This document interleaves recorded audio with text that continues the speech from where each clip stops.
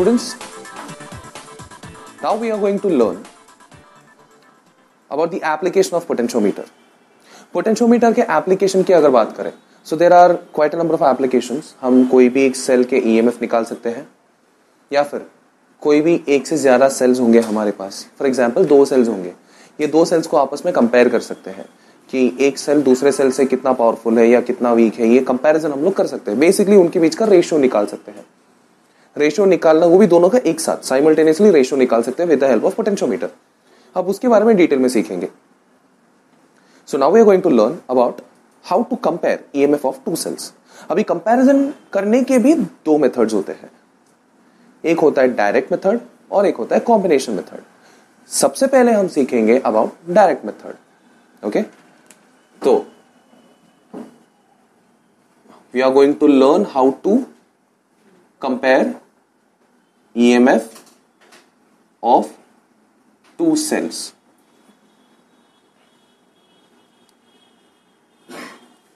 इसका सबसे पहला वाला मेथड है by direct method.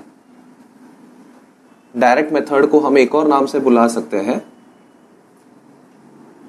Individual cell method. अब देखते हैं कि उसका सर्किट डायग्राम किस तरह बनेगा. मान लीजिए हमारे पास काफी लंबा सा एक पोटेंशियोमीटर है, काफी लंबा पोटेंशियोमीटर वायर है हमारे पास. ओके, सो मैं डायग्राम को यहां पर बना रहा हूं. अगर बहुत ही लंबा पोटेंशियोमीटर वायर होगा तो हम अक्सर क्या करते हैं, 1 मीटर के आगे जो भी लंबा वायर होता है उसको फोल्ड करके वापस घुमा देते हैं. फॉर एग्जाम्पल मान लीजिए आपके पास 4 मीटर लंबा वायर होगा, तो आप क्या करेंगे, इस चीज को, आपका वायर यहां से स्टार्ट होगा, ये रहा आपका 1 मीटर, फोल्ड करके ये रहा दूसरा मीटर, फोल्ड करके ये रहा तीसरा मीटर, फोल्ड करके ये रहा चौथा मीटर. तो 4 मीटर वायर होंगे तो इस तरह हम लोग घुमा के डाल सकते हैं. अब ये पोटेंशियोमीटर वायर है. लेट मी से पोटेंशियोमीटर वायर ए से बी तक है. पोटेंशियोमीटर वायर अगर होगा तो ये पोटेंशियोमीटर वायर को ड्राइव करने का एक ड्राइविंग सेल होना चाहिए हमारे पास. ये रहा अपना ड्राइविंग सेल जिसका ईएमएफ होगा E, जिसका इंटरनल रेजिस्टेंस होगा R. ये रख लेते हैं एक रेयोस्टेट जो हमारी जरूरत के हिसाब से हम यूज कर सकते हैं.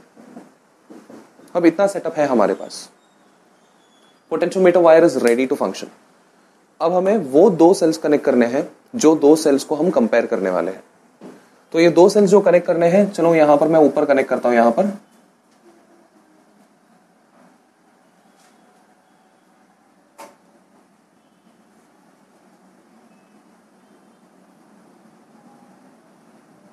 So this is a setup. ये रहा E1, ये रहा E2.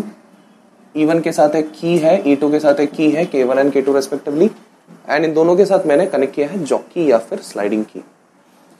अब क्या करूंगा, मैं ये जॉकी लूंगा, जॉकी लेके, जॉकी का दूसरा एंड लेके मैं हर जगह टच करके देखूंगा. लेकिन टच करने के पहले मैं किसी ना किसी एक की को कनेक्ट करूंगा. चलो मान लेते, चलो मैंने पहले की K1 को कनेक्ट कर दिया. अब अगर K1 को कनेक्ट कर दिया, so the first step, connect K1. K1 को कनेक्ट कर दिया तो सीधी सी बात है, E2 is not going to come into our picture because उस पे की कनेक्टेड ही नहीं है, सिर्फ और सिर्फ E1 रहेगा. सो जैसे पिछली बार मैंने आपको सिखाया, पोटेंशियोमीटर सिखाते वक्त जो मैंने आपको बताया था, तो उस टाइम पर भी मैंने आपको सिंगल सेल का एग्जाम्पल बताया था. वो सेम लॉजिक आपको लगाना है. जिन्होंने पोटेंशियोमीटर, जो लोग ये वीडियो फर्स्ट टाइम देख रहे हैं, मेक श्योर कि डिस्क्रिप्शन में मैंने पोटेंशियोमीटर का भी लिंक दिया हुआ. मेक श्योर आप लोग वो वीडियो देखेंगे एंड देन ये वीडियो फॉलो करेंगे. सो वहां पर मैंने आपको सिखाया कि सिंगल सेल होगा तो क्या होगा. ये भी वैसे ही हो गया ना, मैंने की तो एक जगह पे कनेक्ट किया. सो सिंगल सेल होगा तो क्या होगा, आपको ये नल पॉइंट लेना है, अलग अलग जगह पे टच करना है. टच करके एक पर्टिकुलर पॉइंट आपको जरूर मिलेगा जहां पर गैल्वेनोमीटर 0 रीडिंग देगा. जहां पर भी गैल्वेनोमीटर 0 रीडिंग देगा, let me call that point as point P1 and let me call the corresponding length as length L1. अब यहां पर क्या हो रही है, अगर P1 हमारा, मैं बोल रहा हूं P1 is the balancing point, balancing point या फिर नल पॉइंट जिसको हम लोग बुलाते हैं. यहाँ पर बैलेंस हो रही है, तो सिंपल सा फंडा है, ऊपर जितना पोटेंशियल है नीचे उतना ही पोटेंशियल है, इधर भी ऊपर जितना पोटेंशियल है नीचे उतना ही पोटेंशियल है। दैट मींस ऊपर जितना पोटेंशियल डिफरेंस है नीचे उतना ही पोटेंशियल डिफरेंस होगा। सो I shall say that E1 will be equal to नीचे का potential difference VAP1, V between AP1। But potentiometer की थ्योरी के हिसाब से हमने सीखा है कि अगर ये वायर का पोटेंशियल ग्रेडियंट है K, if K is the potential gradient of this wire, then this potential difference can be rewritten as K multiplied by length. इसका length होगा, corresponding length होगा KL1. Let me say that this is equation number 1 where E1 is equal to KL1. This is your first case. अब क्या करना है, यहां से की को रिमूव करना है। रिमूव कर दिया यहां से की, रिमूव करके नीचे लगा देता हूं की K2 पर।